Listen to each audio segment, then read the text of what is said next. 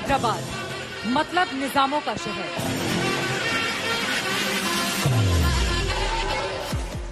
हैदराबाद मतलब चार मीनार वाला शहर। हैदराबाद मतलब मोतियों का शहर।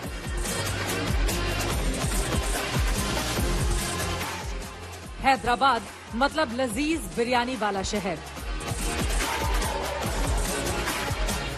और हैदराबाद मतलब ओवैसी खानदान का सियासी गढ़। 4 दशकों से हैदराबाद की सियासत जिस शख्स के इर्द गिर्द घूमती है, उस ओवैसी खानदान के सामने इस बार के लोकसभा चुनाव में कड़ी और बड़ी टक्कर है। क्योंकि इस बार AIMIM यानी कि मजलिस के सामने बीजेपी ने माधवी लता नाम की फायर ब्रांड लीडर को उतारा है, तो दूसरी ओर BRS जी श्रीनिवास यादव पर दांव लगा रही है। इस हैदराबाद के चार मीनार वाले इलाके में जाएं तो निजामी विरासत की झलक दिखाई देती है। इस चार मीनार वाले इलाके में रेहड़ी पटरी फेरी वालों से लेकर आम मतदाताओं तक का मिजाज टटोलने की आज तक ने की है कोशिश। ये बताइए कि किसका जोर चल रहा है हैदराबाद में? हैदराबाद में एक ही शेर है, असद साहब। असद साहब बस अच्छा काम किया है। बिल्कुल अच्छा काम किया है। जो जीता वो सिकंदर। कौन सिकंदर? जो जीता वो सिकंदर। अभी बताइए गरीबों नहीं के आप। मसले क्या बताएंगे? हाल हकीकत आपके सामने, महंगाई का दौर है बोलबाला, गरीब रोटी खाने को महंगा पड़ जा रहा। काम कौन करता नहीं, खाली बस वोट। कोई काम नहीं करता है। नहीं हमारे लिए तो असद अवैसी साहब है। ये बताइए किसका जोर चल रहा है हैदराबाद में? यहाँ पे MIM का है मैडम। चार मीनार इलाके में छोटे मोटे काम धंधे करने वाले ज्यादातर लोग असदुद्दीन ओवैसी का समर्थन करते दिख जाते हैं। ओवैसी को आम जनता के हित का नेता बताते हैं। हैदराबाद के पुराने शहर की पहचान अपने कुतुबशाही और उस वक्त के निजाम युग के स्मारकों से रही है, लेकिन राजनीतिक पहचान ओवैसी परिवार ने दी। वैसे तो ओवैसी परिवार की ओर से 1967 में पहली बार यहां पर किस्मत आजमाया गया, लेकिन असल कामयाबी 1984 में मिली, जब सुल्तान सलाउद्दीन, जो कि असदुद्दीन ओवैसी के पिता हैं, जिन्होंने यहां से जीत हासिल की, लगातार 6 बार जीतते रहे और 2004 तक उनका वर्चस्व कायम रहा। उसके बाद इसी परंपरा को आगे बढ़ाने का काम असदुद्दीन ओवैसी की ओर से किया गया। अपने शानदार भाषण के जरिए संसद से लेकर सड़क तक वो अपनी बातें बुलंद करते रहे और हैदराबाद की चौहद्दी तक सिमटी हुई AIMIM को उन्होंने राष्ट्रीय पहचान दिला दी। इस मुल्क के सियासी आसमान में ओवैसी ने राजनीति में उम्मीदों की पतंग एक बार उड़ाई तो हवा के बदलते रुख के साथ उनकी पतंग कभी आसमान में परवाज भरती नजर आई, कभी गोते लगाती भी दिखी। लेकिन 20 सालों में ओवैसी की सियासत का हासिल ये है कि मजलिस हैदराबाद से निकलकर महाराष्ट्र और बिहार में धूम मचाने लगी। हैदराबाद के मतदाताओं से बातचीत करें तो ओवैसी के वोटर मुखर होकर उनका समर्थन करते हैं। जो दूसरे दलों के समर्थक हैं, वो अपने पत्ते नहीं खोलना चाहते। हैदराबाद शहर की सड़कों पर आम वोटर क्या कहते हैं, सुनिए।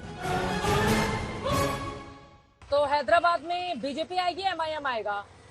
MIM आएगा। MIM आएगा। और देश में? देश में मोदी आएगा। देश में मोदी आएगा, ये आप लोगों को पता है? पता है। MIM क्या नाम है आपका? शफी। जफीर साहब, MIM का क्यों जोर चल रहा है? सबसे अच्छा काम ओवैसी साहब का क्या है? पूरे सब अच्छा कर रहे हैं। कांग्रेस जीतती। कांग्रेस जीत रही है यहाँ से? हाथ जीता हाथ। यहाँ से हाथ जीतेगा? हाँ जीत। और असदुद्दीन ओवैसी साहब भी हैं? हाँ उन्होंने भी जीतते। दोनों में से एक ही जीतेगा? असद साहब जीत जाएंगे। असद साहब जीत असद जाएंगे। साहब। अभी तो कांग्रेस बता रहे थे। वो तेलंगाना में जोर उनका चल रहा है, इसलिए बोला। तेलंगाना में कांग्रेस का और हैदराबाद में असद जी का चल रहा है। हैदराबाद में किसका जोर है? असद भाई। और बाकी तेलंगाना में कांग्रेस। ये बताइए, देश का लोकतंत्र खतरे में है? डेमोक्रेसी नहीं खतरे में नहीं। खतरे में नहीं है? नहीं। तो राहुल गांधी तो कहते हैं खतरे में है। कौन? राहुल गांधी।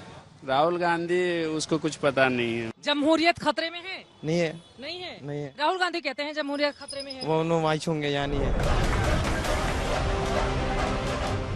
हैदराबाद में ओवैसी खानदान का सियासी रुतबा आंकड़ों के आईने में देखें तो पता चलता है कि हैदराबाद में जब असदुद्दीन ओवैसी को मजलिस की कमान मिली, तब 2004 में हैदराबाद सीट पर MIM के पास 38.4% वोट थे, जो 2009 में बढ़कर 42.1%, 2014 में बढ़कर 52.9% और 2019 में बढ़कर 59% तक जा पहुंचे। लेकिन 4 दशकों की सत्ता और करीब 60% का जन समर्थन पाने वाले ओवैसी अपनी हैदराबाद की तस्वीर नहीं बदल पाए। मेरे ठीक पीछे हैदराबाद का चार मीनार आप देख रहे हैं, लेकिन यहाँ का दुर्भाग्य ये है कि वहाँ से कुछ ही दूरी पर आपको एक ऐसे हिस्से में लेकर हम जाएंगे जहाँ पर खड़ा रहना तक दूभर हो रहा है। ये आप देख पा रहे हैं गंदगी का कितना ज्यादा अंबार है। हालांकि इस पूरे हिस्से को पार्किंग के रूप में डेवलप किया गया है। बोलते हैं बार बार, अभी ईद का सिचुएशन था ना, ईद में ज्यादा गंदगी हो गई है, मतलब साफ सफाई का ध्यान नहीं रखा है यहाँ पे। ये एरिया में ऑलमोस्ट यही प्रॉब्लम हो रहा है यहाँ पे। तो आप लोग चाहते हैं साफ सफाई हो? हाँ, जरूरी है, क्योंकि एक तो पिकनिक स्पॉट भी है और मेन सिटी है, मेन सिटी का सेंटर है। यहाँ पे पूरे लोग आते हैं। अब देखें इतने ही ज्यादा पब्लिक है, लेकिन उसके बावजूद सफाई का ख्याल नहीं है यहाँ पे। चुनाव कौन जीत रहा है हैदराबाद में? अब यहाँ तो खैर हमारे MP है, असद बाबा है। वही जीतेंगे? जी। और किसी का जोर नहीं चलेगा? नहीं, अब यहाँ तो उन्हीं का जोर है। उन्हीं का जोर चलता है। ठीक है। हैदराबाद के मतदाताओं पर ओवैसी खानदान के सियासी रुझान की कहानी की बुनियाद में 3 चैप्टर हैं। पहला चैप्टर आजादी से पहले का है, जब साल 1928 में नवाब महमूद नवाज खान ने मजलिस की स्थापना की। तब ये संगठन अलग हैदराबाद मुल्क की वकालत करता था, लेकिन आजादी के बाद 1948 में हैदराबाद का भारत में विलय हो गया। तब इसका दूसरा चैप्टर शुरू हुआ और अलगाववादी मजलिस को प्रतिबंधित कर दिया गया। उसके अध्यक्ष कासिम रजवी को गिरफ्तार कर लिया गया, जो बाद में पाकिस्तान चले गए। और तीसरा चैप्टर तब शुरू हुआ जब मजलिस की जिम्मेदारी उस समय के मशहूर वकील अब्दुल वहाद ओवैसी के हाथ में आई। 1957 में मजलिस के नाम में ऑल इंडिया जोड़ा गया और उसका संविधान बदला गया। अब्दुल वहाद ओवैसी के बाद 1976 में पार्टी की जिम्मेदारी उनके बेटे सलाहुद्दीन ओवैसी को मिली।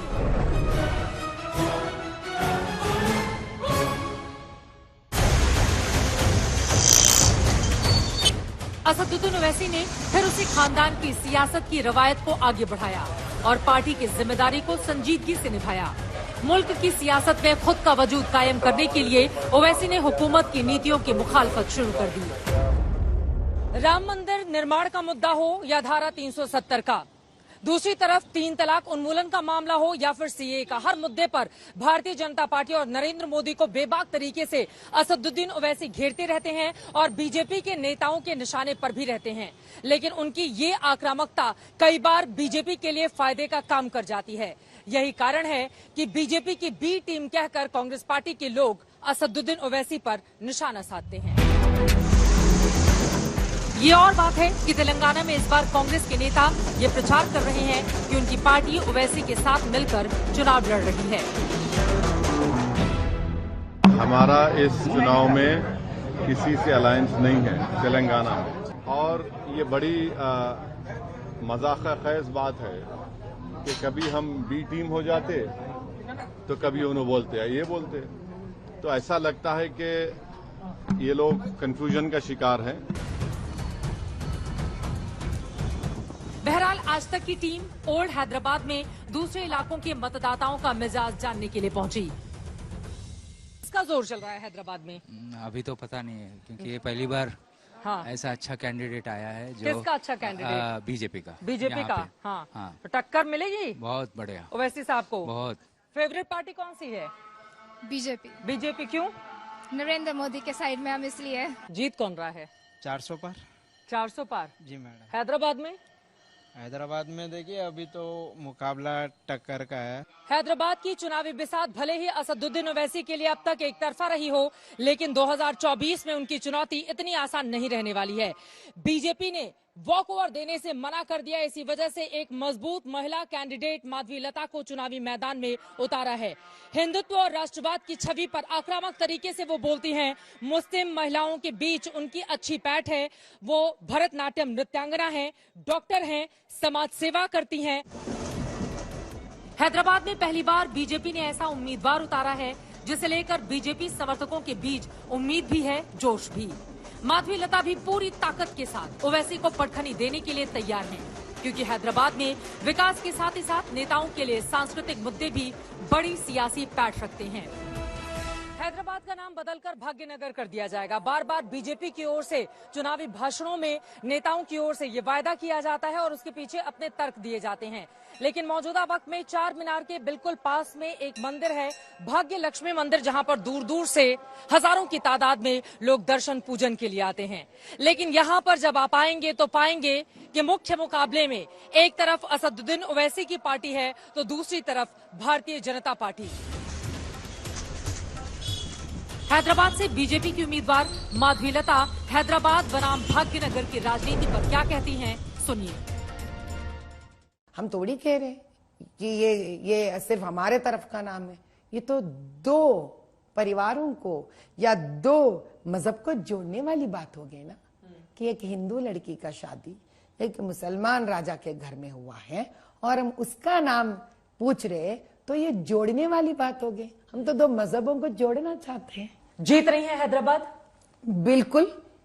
कितने वोटों से? 1,50,000 से हम जीत कर बाहर निकले। बीजेपी के पालकड़े आ रहे बच्चे, वो भी आ जाए कोई बात नहीं, रेड्डी आ रहे आ जाए कोई बात नहीं, राहुल आ जाए, कोई भी आ जाए, जिसको आना है आ जाए।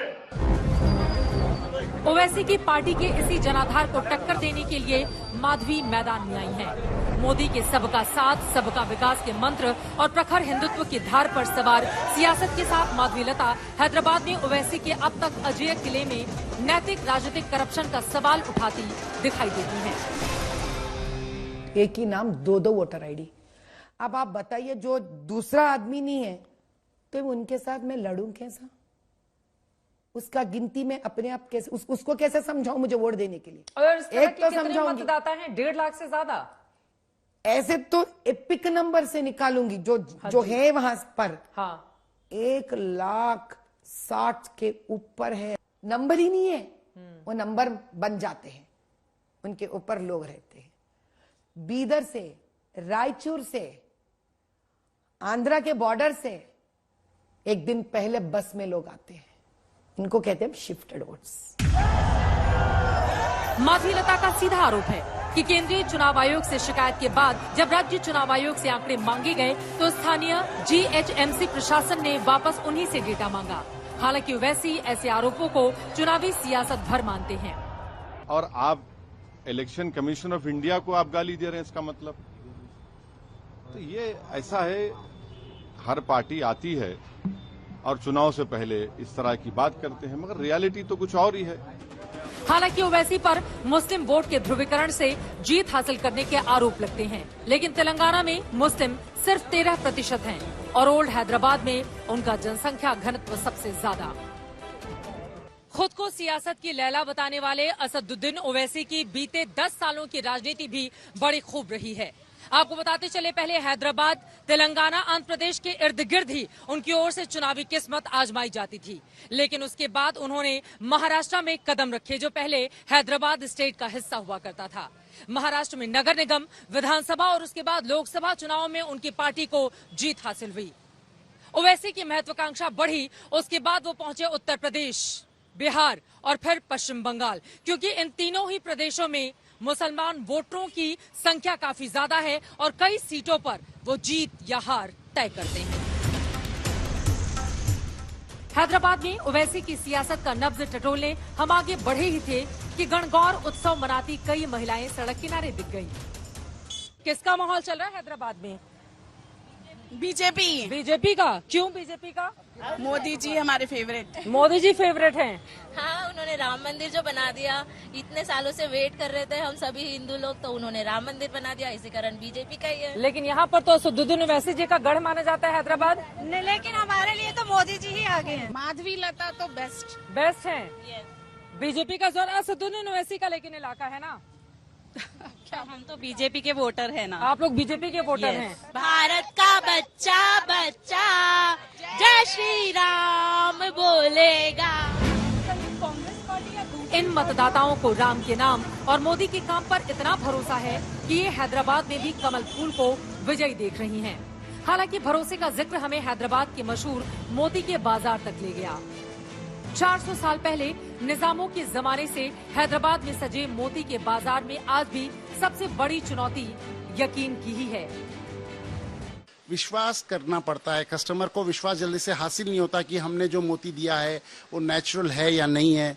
लेकिन प्रभु की कृपा ऐसी रहती है कि हमने वैसा नाम किया है, हमको जैसे 200 साल हो गए हैं, हमने चीज़ अच्छी दी, उपलब्ध कराई है, कस्टमर्स को अच्छी चीज़ दी है और प्रभु की कृपा से आज हमारी